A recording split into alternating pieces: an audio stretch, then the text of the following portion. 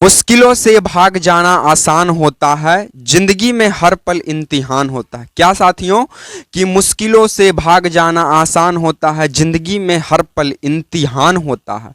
जो डर गया वो खाली हाथ होता है, जो लड़ गया उसके पास सारा जहां होता है। साथियों, ये तमाम चीज़ों आपको मोटिवेशनल लाइन को ध्यान में रखना पड़ेगा, क्योंकि मुश्किलों से जो भाग गया वो हार गया, जो मुश्किलों से लड़ गया वो सारा चीज को पा गया।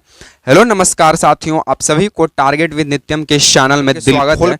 क्योंकि आपको लगातार पता चल रहा है कि टारगेट विद नित्यम चैनल आपको जीके जीएस का वीडियो प्रतिदिन डिलीवर करता है, जो सभी परीक्षाओं के लिए महत्वपूर्ण है। आप जिस भी एग्जाम की तैयारी कर, शिक्षक भर्ती हो, बिहार पुलिस हो, बिहार दरोगा हो, बिहार एसएससी हो, एसएससी हो, रेलवे हो, बैंकिंग हो या फिर डिफेंस हो, वे तमाम परीक्षाएं जिसमें जीके जीएस के सवाल आपसे पूछे जाते हैं, उन सभी परीक्षाओं के लिए ये जीके जीएस का वीडियो तांडव मचा के रख देगा।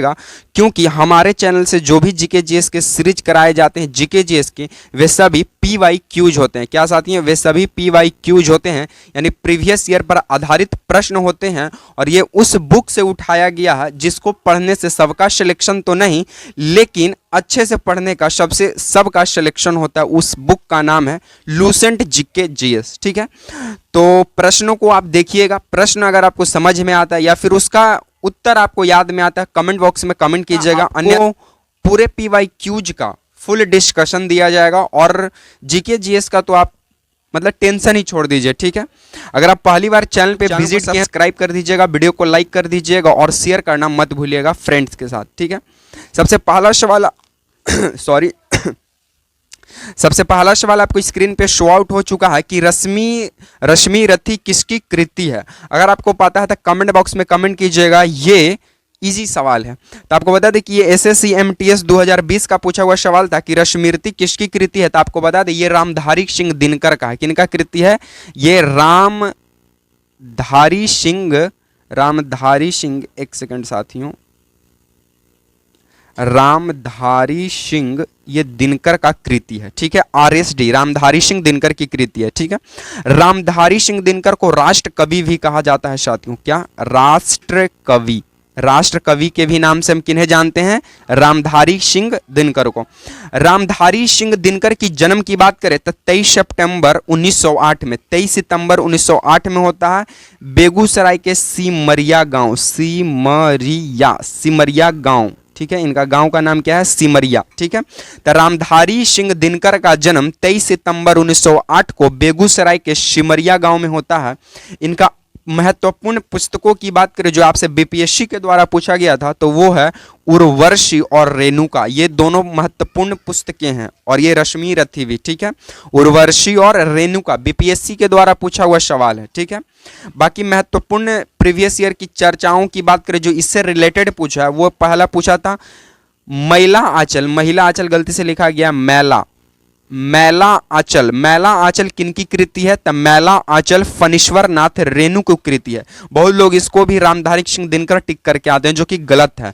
मैला आंचल किनकी कृति है? फणीश्वर नाथ रेणु जी का है। ठीक है, बाकी भोजपुरी नाट्य का जनक की बात करें तो भोजपुरी नाट्य का जनक कहे जाते हैं भिखारी ठाकुर। कौन कहे जाते हैं? भिखारी, यहाँ पे खा होगा, भिखारी ठाकुर भोजपुरी नाट्य का जनक माने जाते हैं और इन्हें भोजपुरी का शेक्सपियर कहा जाता है। ठीक है, तो इस बात को भी आपको ध्यान में रखना पड़ेगा। और ये सभी सवाल किसी न किसी एग्जाम के प्रीवियस ईयर में पूछा हुआ है। जैसे में जो आपसे सवाल पूछा गया क्वेश्चन नंबर 1, ये SSC MTS के द्वारा पूछा गया था। बाकी ये रामधारी सिंह दिनकर से जो रिलेटेड पूछा गया था, ये BPSC के द्वारा पूछा गया था। तो आपको तमाम चीजें यहाँ से ध्यान में रखना पड़ेगा। कब किस एग्जाम में पूछ देगा अता पता नहीं है। ठीक है, चलिए नेक्स्ट सवालों की ओर हम लोग आगे बढ़ते हैं।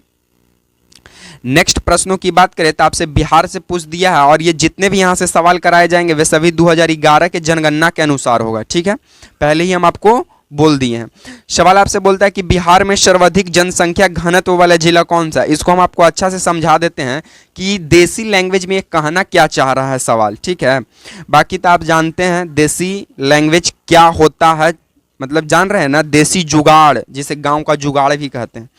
तो आपको बता दें कि बिहार में सर्वाधिक जनसंख्या घनत्व वाला जिला, इसका कहने का मतलब जनसंख्या घनत्व ज्यादा, इसका कहने का मतलब क्या होता है सर कि छोटा सा ही एरिया है और एकरा में ज्यादा लोग निवास कर रहा है। ये सुने होंगे ना कि तनिए गो जगह में फलानमा, मतलब कि तनिए गुन जगह में फलानमा, मतलब कि अजीब प्रकार के घर बनैले है, तनिए गुन जगह है लेकिन ओकरे में सब चीज बना दिया है, खाना वाला भी, लैट्रिन करे वाला भी, किचन भी, डाइनिंग भी, सोए वाला भी, गेस्ट रूम भी। तो उसी प्रकार है, कम एरिया में अधिक लोगों का रहना, अधिक लोगों को रहना जनसंख्या घनत्व कहलाता है। और बिहार में कम एरिया में ज्यादा लोग जो रह रहे हैं उस जिला का नाम है शिवहर। ठीक है, ये सबसे छोटा जिला भी है, छोटंकी जिला है, अपना छोटा भाई वाला जिला है। ठीक है, तो बिहार में सर्वाधिक जनसंख्या घनत्व वाला जिला शिवहर है, जो कि इसका पर कैपिटा इनकम की बात करें या फिर हम ये कह सकते हैं कि बिहार का वह कौन सा जिला है जिसका कह सकते हैं कि पर कैपिटा इनकम यानी प्रति व्यक्ति आय सबसे कम है, तो वो अपना शिवहर ही है। ठीक है, बिहार का न्यूनतम जनसंख्या घनत्व वाला जिला, इसका तो आप समझ गए आंसर। अब हम थोड़ा इरेज करेंगे, इसको आप ध्यान में या फिर नोट डाउन कर लीजिए। चलिए, सेकंड नंबर हमारा सवाल क्या कर रहा है वो समझिएगा।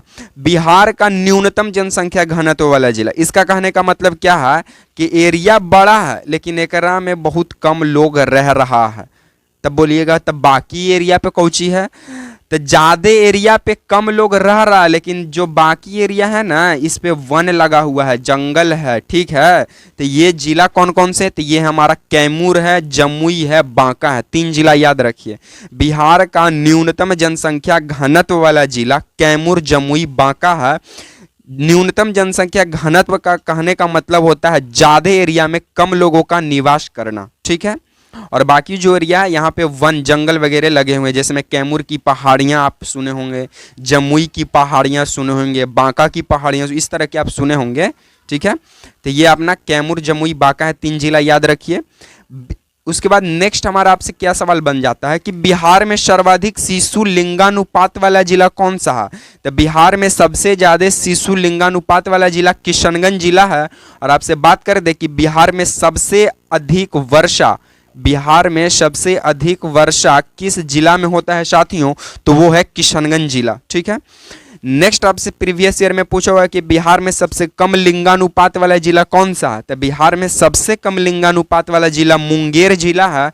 और मुंगेर जिला की बात करें तो ये तंबाकू के लिए प्रसिद्ध माना जाता है, सिगरेट के लिए प्रसिद्ध माना जाता है और बंदूक के लिए प्रसिद्ध माना जाता है। ये तमाम चीजें आपको ध्यान में रखना पड़ेगा बिहार 2011 जनगणना के अनुसार साथियों। ठीक है, अगर आपको वीडियो पसंद आ रहा है तो वीडियो को लाइक, शेयर एंड चैनल को सब्सक्राइब कीजिएगा। चलिए, नेक्स्ट सवाल आपसे क्या पूछ रहा है। नेक्स्ट सवाल पूछता है कि लाला लाजपत राय का प्रमुख नारा क्या था। इनका तो बहुत सारे प्रमुख नारा था, सरफरोशी की तमन्ना अब हमारे दिल में है, ये भी था, या फिर कह सकते हैं गो बैक साइमन भी था, साइमन वापस जाओ। जिसमें से एक प्रमुख नारा की बात करें जो आपसे सवाल पूछा है वो मतलब सवाल के अकॉर्डिंग कौन था वो आप समझ लीजिए। ठीक है, सवाल के अकॉर्डिंग इनका जो स्लोगन था, जो नारा था वो ये था कि मेरे शरीर पर पड़ी एक एक लाठी ब्रिटिश हुकूमत के ताबूत में एक एक कील काम करेगी। इसका कहने का मतलब है कि ये क्या था साथियों कि जब साइमन कमीशन का गठन होता है 1927 में, साइमन कमीशन भारत पहुंचता है 1928 में। तो जैसी साइमन कमीशन भारत 1928 में आता है साथियों, साइमन कमीशन का विरोध में खड़ी होते हैं, यानी कह सकते हैं कि साइमन कमीशन का विरोध करते हैं कौन, लाला लाजपत राय जी। और इसी विरोध में सैंडर्स के द्वारा गोली मारकर या फिर कह सकते हैं लाठी चार्ज के दौरान लाला लाजपत राय की मृत्यु हो जाती है। मतलब कि कह सकते हैं कि 18 दिन तक ये हॉस्पिटल में भर्ती रहे, उनके बाद ये मृत्यु होती है। कहने का मतलब कि मौत से ये जंग लड़ रहे थे, ऐसे आप कह सकते हैं। और लाला लाजपत राय की मृत्यु जो है ये साइमन कमीशन के विरुद्ध प्रदर्शन के दौरान जब हो जाती है तो लाला लाजपत राय के गुरु मानते थे वो थे भगत सिंह। वो कौन थे? भगत सिंह।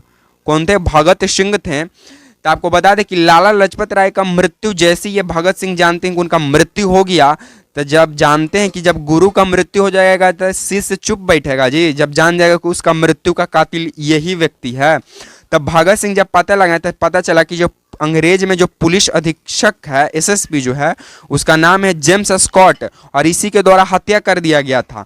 निशाना पे तब भगत सिंह के निशाना पे ये जेम्स स्कॉट था, लेकिन निशाना पे कहते हैं ना डिसमैच हो गया, तब इसके जेम्स स्कॉट के निशाना पे आ गया सैंडर्स। ये भगत सिंह जो थे और इनके जो करीबी जो दोस्त हुआ करते थे, जिनका नाम क्या था, सुखदेव, दोनों मिलकर गोली पिस्तौल निकाल कर मार देते हैं सैंडर्स। उसका क्या नाम था, सॉन्डर्स या फिर सैंडर्स था। गोली मारकर हत्या कर दी जाती है भगत सिंह और गुरु ये सुखदेव और ये एक और क्या नाम था, क्या नाम था देखिए भुतला रहे, उनके द्वारा फिर ये सभी तीनों लोग को, यानी भगत सिंह, सुखदेव और राजगुरु, ये तीनों लोग को फांसी दिया जाता है 23 मार्च 1931 को, 23 मार्च 1931 को। तो आई होप कि आप जितना यहाँ पे हम डिटेलिंग किए, प्रश्नों को जिस तरह समझाएं, आई होप, हम आशा कर रहे हैं कि आपको ये समझ में आया होगा। साथियों, यहाँ से सवाल एग्जामिनर बनाते हैं तो आप यहाँ से गौर कीजिएगा, ठीक है। बाकी हम लास्ट में वही कहेंगे कि वीडियो पसंद आया तो वीडियो को लाइक कर दीजिएगा। चलिए नेक्स्ट आपसे पूछता है कि गांधी इरविन समझौता कब हुआ। देखिए आपको सीधी सीधी सवालों की बात करें तो गांधी इरविन समझौता 5 मार्च 1931 को होता है। गांधी इरविन समझौता 5 मार्च 1931 को होता है। इसे दिल्ली समझौता के भी नाम से जानते हैं, इस बात को आप ध्यान रखिए। गांधी इरविन समझौता को ही दिल्ली समझौता के नाम से जाना गया। और ये कब होता है दिल्ली समझौता या फिर गांधी इरविन समझौता? 5 मार्च 1931 को। अब आपसे ये सवाल पूछ देगा कि गांधी इरविन समझौता का मकसद कौची था सर, तो ये आप जान लीजिए। गांधी इरविन समझौता का बहुत सारा मकसद था, जैसे में पहला, गोलमेज सम्मेलन में कांग्रेस को शामिल होने का मांग होना चाहिए कि हम गोलमेज सम्मेलन में कांग्रेस भी भाग लेगा। दूसरा, सविनय अवज्ञा आंदोलन की समाप्ति की जाए कि हम समाप्त कर देंगे, अब आप चुप हो जाइए आप लोग अंग्रेज सब। तीसरा, गिरफ्तार अंग्रेज से ये सब कहा जा रहा था गांधी जी के द्वारा कि गिरफ्तार किए गए जो कैदी हैं वो सबको रिहा किया जाए, ठीक है। और चौथा, नमक पर जो आप टैक्सवा लगाए हैं ना उसको हटाइए, ना तो फिर हम शुरू कर देंगे कोची सविनय अवज्ञा आंदोलन। तो जैसी दांडी यात्रा जब 12 मार्च 1930 को दांडी यात्रा, जिसे नमक कानून भी कहा गया, ये जैसी साथियों खत्म होता है, इसी खत्म होने के साथ ही 12 मार्च 1930 से ही सविनय अवज्ञा आंदोलन की शुरुआत होती है। तो इस बात को आप ध्यान रखिएगा, ठीक है।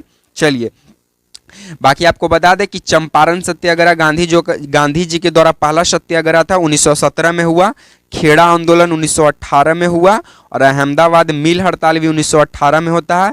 लेकिन पहले चंपारण होता है, दूसरा पे खेड़ा होता है, तीसरा पे अहमदाबाद होता है। ये सीरियली आप याद रखिए, ठीक है। बाकी गांधी जी 1915 में दक्षिण अफ्रीका से लौट के आते हैं 9 जनवरी को। इसलिए 9 जनवरी को हम लोग क्या मनाते हैं साथियों, कमेंट बॉक्स में कमेंट कीजिएगा, ठीक है। बाकी एक और यहाँ से इंपॉर्टेंट सवाल कि हम आपसे सवाल बना दे तो वो ये रहेगा कि वे कौन नेता थे जो तीनों गोलमेज सम्मेलन में भाग लिए थे। तो आप जानते होंगे ये तो इजी सवाल है, doctor BR Ambedkar, doctor Bhimrao Ambedkar थे। लेकिन आपको बता दें एक और उग्र उदारवादी नेता हुआ करते थे, उनका अगर नाम आपको याद नहीं है तो उनका नाम हम आपको याद दिला देते हैं। उनका याद कुछ तेज करके था, ये लीजिए हम भी बतला गए, तेज सरफू था, ये याद आ गया, तेज सरफू था, ठीक है। तो तीनों गोलमेज सम्मेलन में भाग लेने वाले 2 नेता हुए, डॉक्टर BR अम्बेडकर जो कि दलित नेता हुआ करते थे और उदारवादी नेता तेज सरफू हुआ करते थे। ये दोनों व्यक्ति तीनों गोलमेज सम्मेलन में भाग लेने वाले प्रथम व्यक्ति के रूप में दर्ज हुए नाम, ठीक है। चलिए नेक्स्ट सवालों की हम लोग आगे बढ़ जाते हैं। नेक्स्ट हमारा सवाल कहता है कि विश्व का सबसे बड़ा मरुस्थल कौन सा। उससे पहले हम आपको बता दें दक्षिण अफ्रीका, ये आप सीधे समझिए अफ्रीका, ठीक है। अफ्रीका जो है साथियों, इसमें टोटल 54 देश शामिल है। कितने टोटल देश हैं? अफ्रीका महाद्वीप के अंदर 54 देश शामिल है, जिसमें से 11 देश में विश्व का सबसे बड़ा मरुस्थल जिसका नाम है सहारा मरुस्थल, सहारा ये फैला हुआ है। यानी कि विश्व का सबसे बड़ा मरुस्थल सहारा मरुस्थल अफ्रीका के 11 देशों तक ये फैला हुआ है। ठीक है, नेक्स्ट, विश्व का सबसे शुष्क मरुस्थल आटाकामा मरुस्थल है साथियों। नेक्स्ट, कालाहारी मरुस्थल अफ्रीका के बोत्सवाना में है। ठीक है, नेक्स्ट, नामीबिया मरुस्थल अफ्रीका के नामीबिया में है। नेक्स्ट, एशिया का सबसे बड़ा मरुस्थल गोबी मरुस्थल है। नेक्स्ट, टकला मकान मरुस्थल कहाँ है? टकला मकान चीन और मंगोलिया के बॉर्डर पर स्थित है। नेक्स्ट, दस्त ए लूट और दस्ते कबीर, ये दोनों मरुस्थल जो है ईरान में पड़ता है। ठीक है, तो आपसे मरुस्थल से संबंधित जितने भी सवाल थे वे सभी आपको PYQs के तौर पर आपके सामने चिपका दिए हैं। यहाँ से स्क्रीनशॉट या नोट डाउन कर लीजिएगा।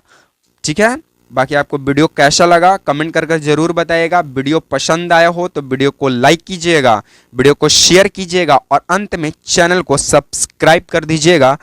इसी तरह के वीडियो के साथ आपसे मिलेंगे नेक्स्ट वीडियो में। तब तक के लिए थैंक्स फॉर वॉचिंग वीडियो साथियों। इसी तरह आप हमारे चैनल से जुड़ते रहिए। तब तक के लिए जय हिंद, वंदे मातरम।